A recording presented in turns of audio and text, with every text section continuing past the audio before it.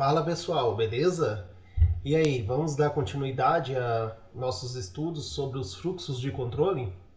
Então, como a gente viu, né, no vídeo anterior, a gente falou dos principais fluxos de controle dentro de um software e agora a gente vai dar continuidade entendendo cada fluxo de controle com um exemplo.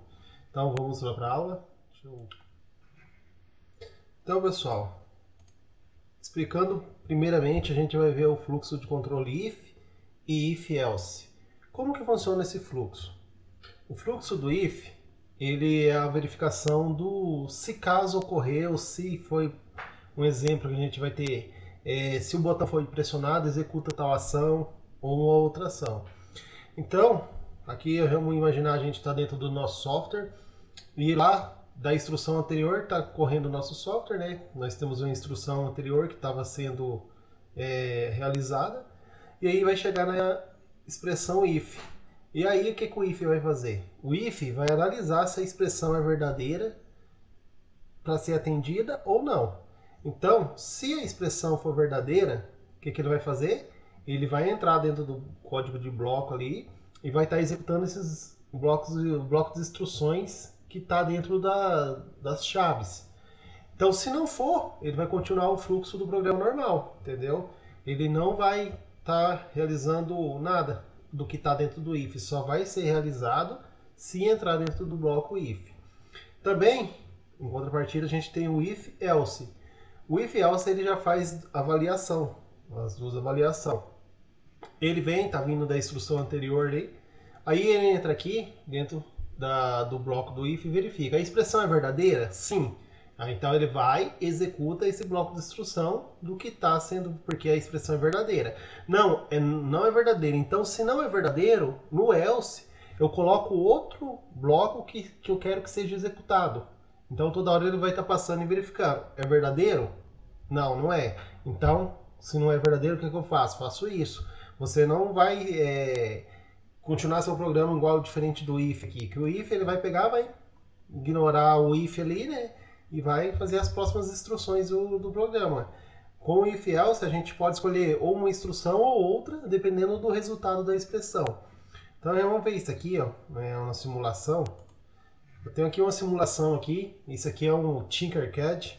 É um excelente simulador online, né? Você pode estar entrando aí, verificando. E você pode estar simulando o Arduino. Aqui, nada mais, eu estou utilizando um pino 2 como uma entrada. Ela está com o resistor de pull-up interno habilitado, né? E o que eu vou fazer? E estou declarando o pino 13 como uma saída. Aqui nesse código, quando eu pressionar o botão, eu faço a leitura aqui do botão do estado do pino 2. Quando eu pressionar o botão, eu vou jogar nível lógico baixo, né? No pino 2. E vou executar a instrução que está dentro do bloco do if aqui. Eu vou colocar a simulação para a gente entender. O que vai acontecer? Nada acontece. Por quê? Porque meu pino 2 aqui está em nível alto. O que vai acontecer? Quando eu pressionar o botão, ele acende o LEDzinho ali na placa, que é o L ali, ó. Então, o que aconteceu? Esse LEDzinho aqui, ó, ele foi aceso quando eu pressionei o botão. Só que temos um porém. Quando eu solto o botão, ele fica aceso, continua aceso. Por quê? Porque eu entrei dentro do bloco do if e lá fora, se eu não tiver nada que vai mandar desligar o acionamento, as tarefas que eu executei dentro do bloco if, não vai interromper, ele vai ficar aceso, vai continuar aceso. Então, nesse caso aqui, se eu quisesse desligar depois que eu soltar o botão, o que eu ia ter que fazer? Ter uma linha fora do meu código ali, que estava comentada, para que ocorresse o desligamento ali do LED. No caso aqui, ó, se o botão está pressionado, acende. Então, enquanto o botão está pressionado ali, eu estou mantendo o LED aceso. Se o botão for solto, o que ele faz? Ele sai de dentro aqui do bloco if aqui, ó, e cai aqui no loop, na continuação das instruções. Então aqui o LED está em loop. Está verificando toda hora se o botão está sendo pressionado ou não.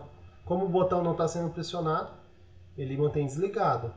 Para isso que a gente tem o else, porque ó, se a gente vai vir aqui eu estou mostrando o if, né? Então a gente vai ver aqui na próxima demonstração que é o if else. praticamente é o mesmo código, porém a gente só acrescentou o bloco else. O que o bloco else vai fazer?